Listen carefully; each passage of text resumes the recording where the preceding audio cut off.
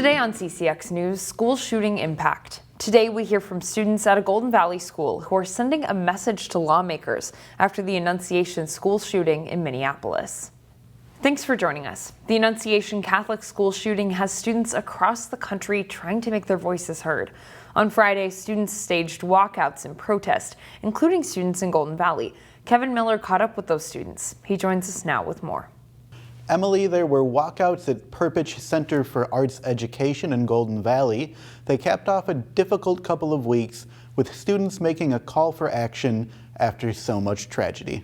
I would say it feels a little dystopian because it's like we have to have this movement, and it's like I think it's emotional. I think it brings quite the feelings up, but it's also good to know how many people want the change to happen. A large group of students and teachers walked out of Perpich at noon on Friday. Some carried signs calling for changes to gun laws and an end to the violence. Many also wore orange in a show of solidarity with the victims. The organizers said the walkout symbolized a commitment to protecting their community. For some, it was an important reminder that they can make a difference. As individuals, we have these conceptions that we can't make any sort of change, and we have to be complicit with what's happening in the world around us, in communities, and at like a national level. You as an individual can make a difference. Students at Hopkins High School in Breck also hosted their own walkouts. Meanwhile, Governor Tim Walz is considering calling a special session on gun legislation. Back to you, Emily. The long-awaited Mississippi Gateway Regional Park is opening to the public this weekend. For residents and staff, it's been a long time coming. I explain how Brooklyn Park and Three Rivers Park District partnered up to make the project happen. In many ways, the city's green space is what you make of it. I love adventures, and I love taking my kids on and my grandkids on adventurous things. Janet Burns has a long history with the Mississippi Gateway Regional Park, formerly the Coon Rapids Dam Regional Park, which she remembers from 1990. And this was out in the country at that time, and I used to bring my 3 little boys here to walk across the dam. It was such a big deal. But today, much like Brooklyn Park, the renamed park is a place that's been transformed. About 10 years ago, Three Rivers Park District partnered with the city of Brooklyn Park, and we went out to the community and asked people, like, what do you like about this park, or what would you like to see changed? And from that, we wrote a long-range plan for the park, and now we've done it. It's a change that outdoor education supervisor Patty Mayer says matches their wildest dreams. It's so fun to think back to our community engagement events 10 years ago, and I can still picture people's faces and what they said and what they asked for. And now to see it happening is so exciting. The park is nearly all new. It has spaces for archery and an off-leash dog park, to name a few. One of its crown jewels is the Treetop Trail. I think it's going to be just such a fun experience for people to have that bird's eye perspective of the wetland around you, and to hear the water flowing over the dam in the distance and be in the treetops. I think people are going to love it. The project cost a total of $40 million. That included trails, a new playground space, and a massive visitor center with displays the mayor says should spark curiosity for generations to come. Investing in the future of people's connection to nature is worth it. Some of those amenities have been roped off until this weekend. You can check out everything starting at 9 in the morning on Saturday. We'll post details on what you can see and where to park at ccxmedia.org. A large-scale, bold vision that involves everything from housing to plans for biotech businesses is up for review in Brooklyn Park. The city is going over development plans for a 700-acre site north of Highway 610 and surrounding Highway 169.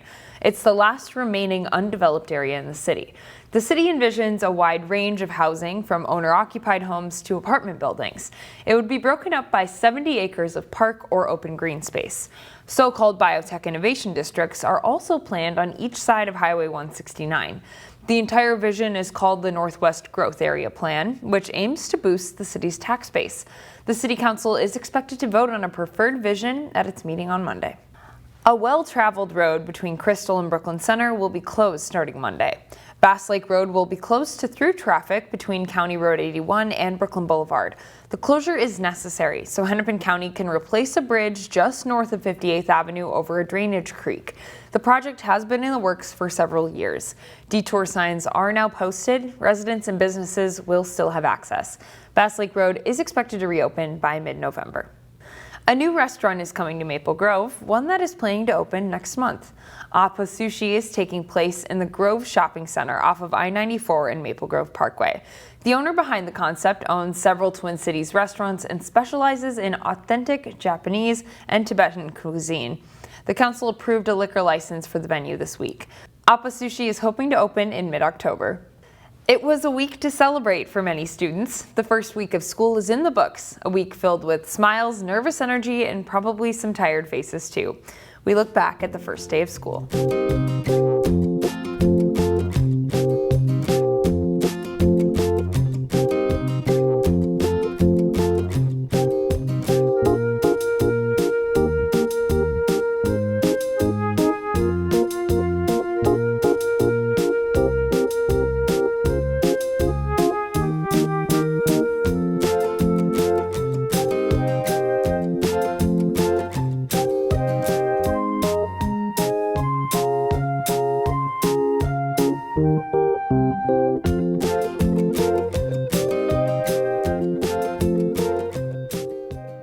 CCX Media, your source for great local programming, is available on Amazon Fire TV, Apple TV, and Roku. Our free app allows you to stream all 3 of our channels live.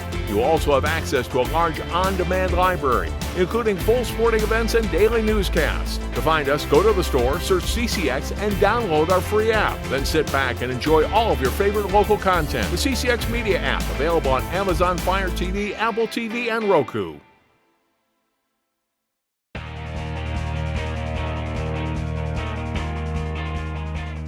Maple Grove boys soccer has started the year 5-0. The Crimson were ranked number 1 in the state in Class 3A and are on the road taking on the second-ranked team. Chaz Moots has highlights.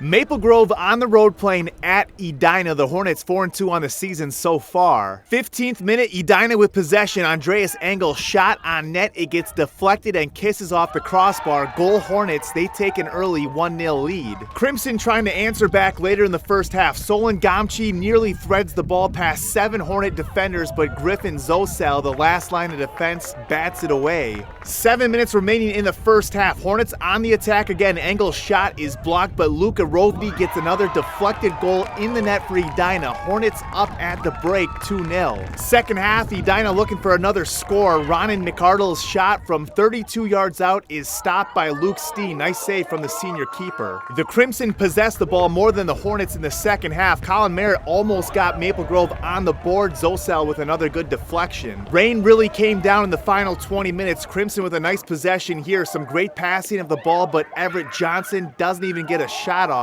The Hornets defense held steady in the rain to close out the match and earn a 2-0 win. In Edina, Chaz Moots, CCX Sports. Park Center's girls soccer team isn't playing a Northwest Suburban Conference schedule, but they did make room for NWSC team and district rival Osseo on their schedule. Jay Wilcox has highlights. Osseo travels to Park Center to face the Pirates in a rainy start in girls soccer. Osseo's Lamise Abed takes the pass and bounces the shot home as the Orioles go up 1-0 just over 4 minutes into the game. Later in the first half, Abed cuts it to the middle and bounces another shot in for her second of the night. It's 2-0 Orioles. 2.5 minutes later, she does it again, leaving the defender behind and tucking the shot inside the goalpost. Abed nets 3 in the first half as Osseo builds a 3-0 lead over the Pirates. And they control the game all night. Kylie Chindavong takes the pass and after a couple of touches drills a well-placed shot for a goal. Osseo is now 3-2 after a 4-0 win over Park Center. Jay Wilcox, CCX Sports. As Maple Grove moves into the Lake Conference this fall, the Crimson have one of the best girls volleyball teams in the state. They faced Edina Thursday. The Crimson girls playing just their 3rd match of the season, looking to improve to 2-1. Good quick set by Maple Grove's Addison Chung to Casey Schulte for the big swing and kill. Crimson in front 5-3 in the first set. Bella Ferraro with the hit here for Edina to the back row and off hands for a Hornets point. They take a 13-12 lead. The Crimson come back. Amanda Swears with the set and Hannah Daniels hammers it home.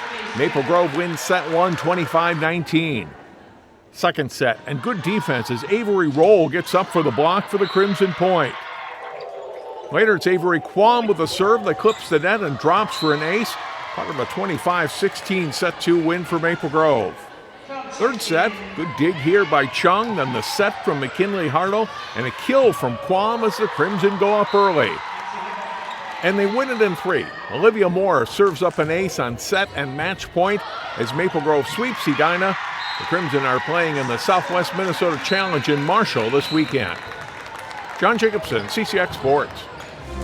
Find more prep sports games and highlights at ccxmedia.org and follow us on social media.